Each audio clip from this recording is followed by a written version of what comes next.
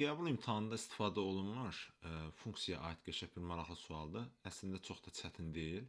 Deməli deyir f(x) azalan xətti funksiyadır.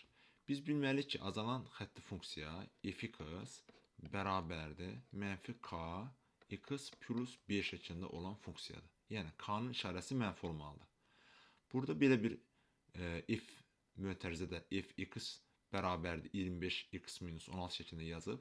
Bu nə deməkdir? Bu isə bu deməkdir ki, burada x-in yerinə təkrar yenə də f(x)in öz qiymətini qoyub. Yəni f(x) bərabər olub -k vurulsun x-in yerinə yenə də yazıbdır. -k x plus b üstəgəlsin b şəklində yazıb.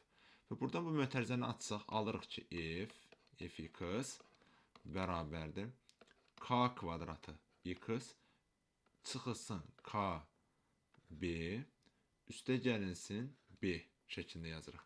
Buradan görürük ki, k-nın ifadəsində bax əmsalı 25x-dir və sərbəst həddimizdə -16-dır. Deməli k-mızın qiyməti 5-ə bərabərdir. Çünki 5-in kvadratı 25 olar. Sərbəst həddimiz isə -16-ya bərabərdir. Onda bunu da bu şəkildə yazırıq. 5b -5b üstəgəlinsin b, bu da bərabərdir -16-ya.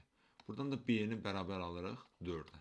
Deməli, onda funksiyamız bu şəkildəymiş. f(x) bərabər imiş -5x üstəgəlinsin 4 şəklində. Bizdən də f -2-nin qiymətini soruşduğu üçün x-in yerinə -2 qoyub qiymətini hesablayırıq. Bərabər olur -5 vurulsun -2 üstəgəlinsin 4, o da bərabər olur müsbət 14. Deməli, düzgün cavabımız 14-ə bərabər imiş.